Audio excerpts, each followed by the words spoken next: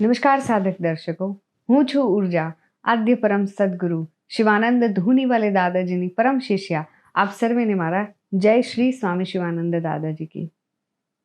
મિત્રો, જ્યારે આદ્ય પરમ સદગુરુ સ્વામી શિવાનંદ ધૂનીવાલે દાદાજીના જ્ઞાનને પ્રાયોગિક રીતે જીવનમાં આચરણમાં લાવવાનું શરૂ કર્યું અને ઉતારવાનું શરૂ કર્યું, સમજવાનું શરૂ કર્યું, તો ત્યારે સમજાયું કે આ શરીર માત્ર દ્રશ્યમાન પણ ઘણી ઊંડી ગહનતાઓ ધરાવે છે. બહારે જે દેખાય છે એ એક જ નથી, પણ એના પણ 3 વિભાજન છે. એ પણ 3 સ્વરૂપે અંદર મોજૂદ છે. એક છે બદ્ધ શરીર, બીજું છે ચેતન શરીર અને ત્રીજું છે સૂક્ષ્મ શરીર. હવે આ ત્રણેય પાર્ટ કેવી રીતના છે એ થોડા આગળ વધુ સમજીએ. આપણને અત્યાર સુધી એવું લાગતું હતું કે જે આત્મા છે એ માતાના ગર્ભમાં પ્રવેશ કરે છે, પણ ખરા અર્થમાં હકીકત કંઈક બીજી જ છે. જે જ્ઞાનદેવ પંચીકરણ પુસ્તકમાં પણ એનો ઉલ્લેખ કરવામાં આવેલો છે કે ફળના માધ્યમથી એ આત્મા પિતાના શરીરમાં પ્રવેશ કરે છે. જ્યારે એ પિતાના શરીરમાં એ ફળના માધ્યમથી પ્રવેશ કરે તો 7 દિવસના અંતરે, જેમ કે 7 દિવસ રસ રૂપે, 7 દિવસ રુધિર રૂપે, 7 દિવસ માંસ રૂપે, મજ્જા, અસ્થિ અને અંતે શુક્ર, એમ 7 દિવસના ગણતરી બાદ પૂર્ણ રૂપે 49 દિવસ એ પિતાના શરીરમાં મોજૂદ હોય છે એ આત્મા. પછી જ્યારે સમાગમ થાય ત્યારે સમાગમના અંતે એ માતાના શરીરમાં પ્રવેશ કરે છે, માતાના ગર્ભમાં પ્રવેશ કરે છે. અને માતાના ગર્ભમાં પ્રવેશ કર્યા બાદ સૌ પ્રથમ બદ્ધ શરીરની નિર્મિતિ શરૂ થાય છે, જેમાં પ્રથમ મહિને માથાનો ભાગ શરૂ બને છે, બીજા મહિને છાતીનો અને આ પેટનો ભાગ બને છે, ત્રીજા મહિને હાથ, પગ, એમ કરતાં 7 મહિને મનુષ્ય શરીર પૂર્ણ રૂપે ગર્ભમાં પૂર્ણ રૂપે નિર્માણ થાય છે. અને એ જ્યારે 3 મહિનાનું હોય, ગર્ભની અંદર જ્યારે ગર્ભ 3 મહિનાનો હોય ત્યારે એની અંદર ચેતન આત્મા પ્રવેશ કરે છે. માતાના ગર્ભમાં ત્યારે 3જા મહિને પરમાત્મા દ્વારા એની અંદર ગર્ભમાં બદ્ધ આત્માનો પ્રવેશ થાય છે. બદ્ધ શરીરની અંદર જ એ જે બદ્ધ આત્મા, બદ્ધ શરીર છે, એની અંદર જ સેમ એના જેટલું જ, એના જેવું જ એક શરીર હોય છે. એ હોય છે સૂક્ષ્મ શરીર. કે જ્યારે બાળક એ સૂક્ષ્મ શરીર ધારણ કર્યા બાદ એ 2 મહિના એને ગર્ભમાં પરમાત્મા દ્વારા સંપૂર્ણ નિર્મિતિનું જ્ઞાન એને આપવામાં આવે છે. એની પોતાની નિર્મિતિનું એને જ્ઞાન આપવામાં આવે છે કે પોતે જન્મે છે શેના માટે, આવ્યો છે શેના માટે, મનુષ્ય દેહ ધારણ કરવાનો છે શેના માટે, એ કેટલા જન્મો લઈને આવ્યો છે, આ બધું જ્ઞાન એને એ 2 મહિનામાં પરમાત્મા દ્વારા આપવામાં આવે છે. અને જ્યારે એ જન્મતાના થોડા ક્ષણો પૂર્વે એને પરમાત્મા એની અંદર ચેતન આત્માનો પ્રવેશ કરાવે છે. અને જ્યારે ચેતન આત્મા પ્રવેશ કરે છે ત્યારે બાળક રડવાનું શરૂ કરે છે અને ત્યારે આપણે એમ સમજીએ છીએ કે બાળકનો જન્મ થયો. પણ ગર્ભમાં પણ એ જીવિત જ હતું. અને આ પ્રમાણે એ જગતની અંદર પ્રવેશ કરે છે. અને આ ત્રણેય વિભાજનો જે આપણે જાણ્યા, તો એની અલગ અલગ શક્તિઓ છે. એ ત્રણેય વિભાજનોની અલગ અલગ શક્તિઓ છે કે બદ્ધ શરીરની અલગ શક્તિ છે, ચેતન શરીરની અલગ શક્તિ છે, સૂક્ષ્મ શરીરની પણ અલગ શક્તિ છે. અને આ ત્રણેય વિભાજનો ત્યારે શક્ય બને જ્યારે સદગુરુની તપોશક્તિનું એને પ્રાપ્ત થાય. અને ત્યારબાદ જ આ ત્રણેય શરીરના વિભાજન થાય છે અને એની સમજ એને મળી શકે છે.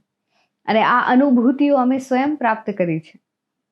ત્યારે જઈને આ જ્ઞાન લેવું, પામવું અને કોઈને કહી શકવું સંભવ બન્યું છે.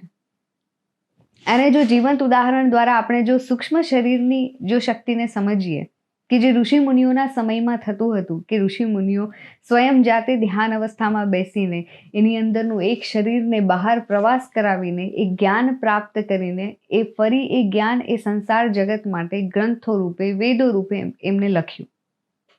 એવી જ રીતેનું એક જ્ઞાન છે ગરુડ પુરાણ. કે આજે જગત સમજે છે કે કિસને દેખા નર્ક, કિસને દેખા સ્વર્ગ, પણ જે ગરુડ પુરાણની રચના થઈ એ જ પ્રક્રિયાથી થઈ છે કે જેમાં સૂક્ષ્મ શરીર દ્વારા નચિકેતા એ બહાર ગયા, એ ધર્મરાજ પાસે ગયા, એમની પાસે જઈને એમને કર્મનું જ્ઞાન, કયા કર્મની કઈ શિક્ષા, એ જ્ઞાન પ્રાપ્ત કરીને એમને એ ગ્રંથનું એમને નિર્માણ કર્યું, જે 100% સત્ય, જે એ જ પ્રક્રિયા દ્વારા, ઋષિમુનિ પ્રક્રિયા દ્વારા જ એનું નિર્માણ થયું.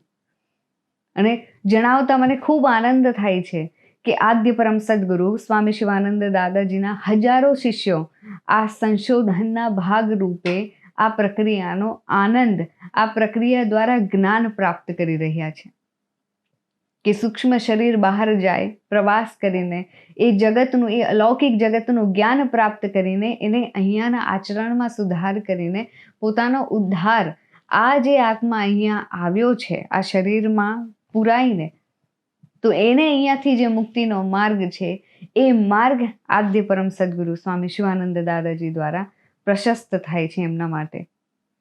અને એ જ પ્રક્રિયાથી આદ્ય સ્વામી શિવાનંદ ધૂનીવાલે દાદાજીના તપોશક્તિથી આ અનુભૂતિઓ અમે સૌ જાતે મેળવીએ છીએ. જે શરીર બહાર ગયું તે શરીરને વિજ્ઞાનની ભાષામાં સબટલ બોડી કહેવામાં આવે છે. વિજ્ઞાને શુદ્ધ આ વસ્તુને પ્રમાણિત કરી છે કે જે સંશોધનો મહર્ષિ વેદવ્યાસ દ્વારા શિવલોક સુધીના થયા, આજે આદ્ય પરમ સદગુરુ સ્વામી શિવાનંદ દાદાજીના હજારો શિષ્યો શિવલોકથી પણ પરેના પરમધામ ઉપરના 21 મંડળો એનો પ્રવાસ કરી રહ્યા છે કે તે ત્યાં ખરેખર અવકાશમાં એ મોજૂદ છે.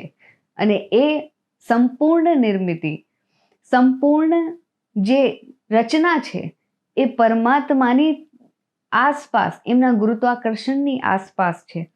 આ સંશોધનો એમના શિષ્યો આજની તારીખમાં આ વિજ્ઞાન જગતમાં એ કરી રહ્યા છે, એ અનુભૂતિઓ પ્રાપ્ત કરી રહ્યા છે. મિત્રો, સમજવા જેવી વાત છે કે ઘણા અરસા પૂર્વે, સમજી લો કે ઘણા વર્ષો પહેલા કોઈ એવું કીધું હોત કે વ્યક્તિ દૂર બેઠે બેઠા પણ એકબીજાના સ્વજનોને જોઈ શકશે, વાત કરી શકશે, તો એ ટાઈમે એ વાત કરનાર વ્યક્તિ પણ મૂર્ખ લાગ્યો હશે જગતને. પણ આજે એ સંભવ છે. વિડીયો કોલ દ્વારા આપણે એકબીજા સાથે વાતચીત કરી રહ્યા છીએ. કેટલાય કોસો મીલ દૂર બેઠેલા હોય છતાં પણ વાત કરી રહ્યા છીએ.